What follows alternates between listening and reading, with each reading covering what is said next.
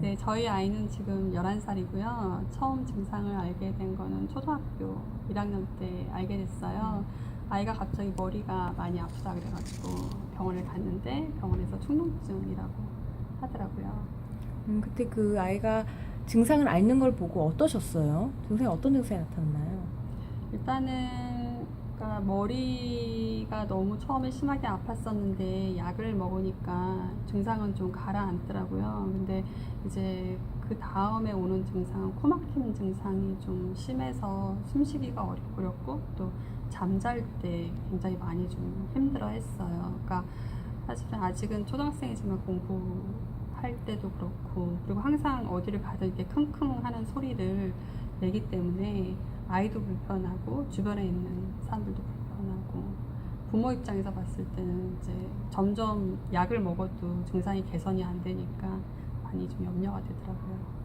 관련 정보도 많이 찾아보셨을 것 같아요. 인터넷에 검색하면 좀 정보가 잘 나오는 편인가요?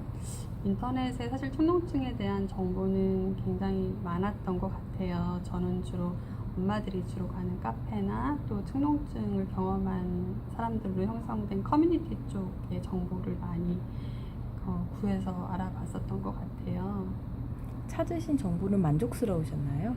아니요, 굉장히 좀 공포스러운 정보가 좀 많았던 것 같습니다. 특별히 축농증을 앓고 있는 대상이 이제 어린 아이였기 때문에 어린 아이들이 수술을 했을 경우에 나오는 그런 사이드 이펙트에 대한 내용이 굉장히 좀 무섭게 나오더라고요. 뭐 후각을 잃을 수 있다라던가 아니면 코뼈를 건드리게 되면은 안면 성장에 기형이 올 수도 있고 그런 장애가 있을 수 있고 또 향후 재발도 있을 수 있다는 말을 들었기 때문에 사실 수술적인 부분은 아예 고려를 안 했던 것 같아요.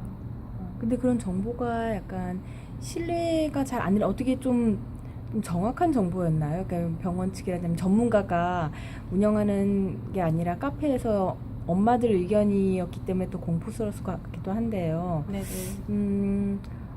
그런 정보를 뭐 볼 수 없다는 게 좀 많이 아쉬우셨나요? 어떠셨어요? 굉장히 많이 좀 아쉬웠던 것 같고요. 좀 더 보다 전문적인 정보를 좀 구할 수 있는 사이트가 있었으면 도움이 됐을 텐데 주로 카페라던가 인터넷상에 떠도는 이야기로만 들었기 때문에 그 내용을 신뢰한다기보다는 그 내용은 주로 참조를 했고 보다 전문적인 내용은 병원의 의사 선생님하고 상담을 좀 많이 했었던 것 같습니다.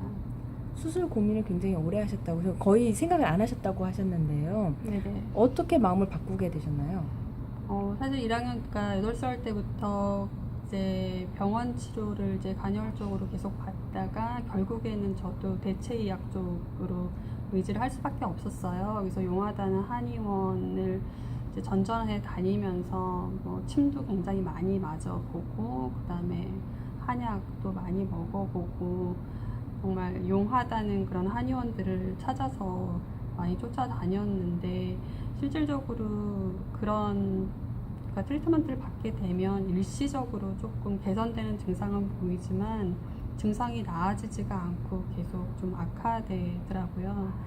그리고 나서 그럼에도 불구하고 절대 수술할 생각은 없었는데 결국 이제 병원에서 이제 더 이상은 이런 약이나 이런 걸로는 아이가 증상이 나아질 것 같지 않다, 굉장히 심각하다.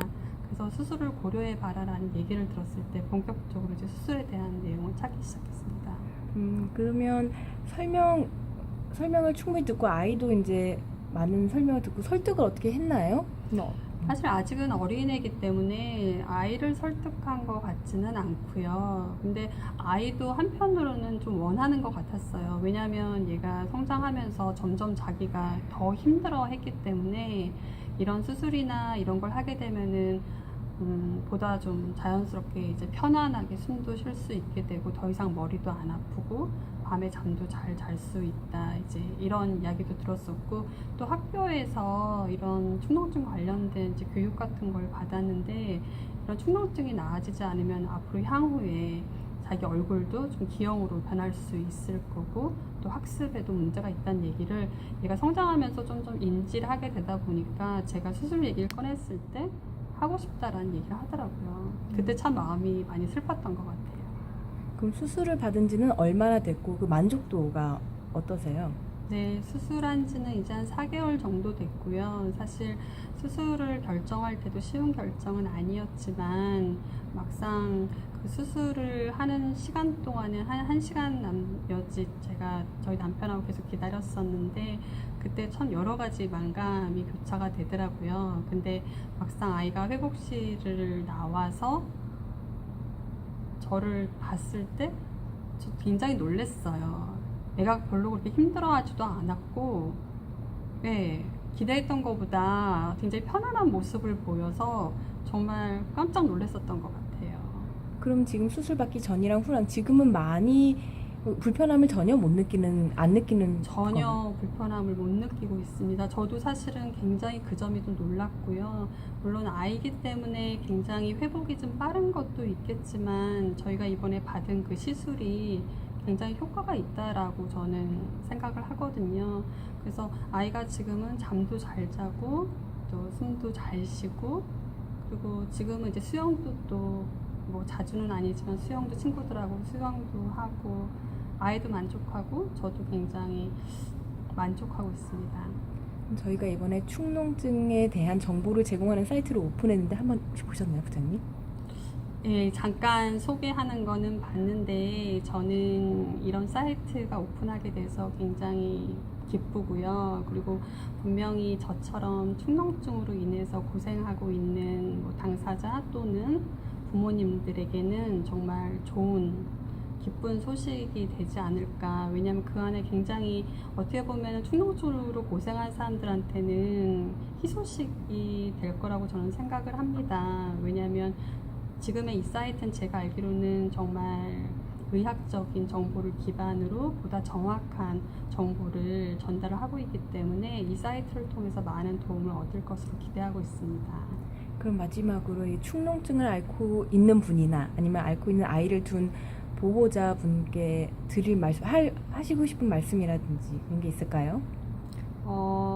그러니까 사실 이 풍선 카테타를 저도 이번에 시술을 통해서 처음으로 알게 됐는데 제가 근 4년 동안 우리 아이의 축농증 때문에 너무 고생을 하고 또 비용도 많이 들이고 아이도 많이 힘들었었는데 사실 이런 새로운 기술이 있다는 거를 알게 되고 시술을 접했을 때 제가 너무나 받은 게 결과적으로 너무 좋았기 때문에 분명히 이런 시술을 이 사이트를 통해서 많은 분들이 좋은 정보 그리고 올바른 정보를 받게 돼서 이 축농증으로 고생하는 분들이 좀 더 많은 도움을 받을 수 있는 그런 계기가 됐으면 하는 바람입니다.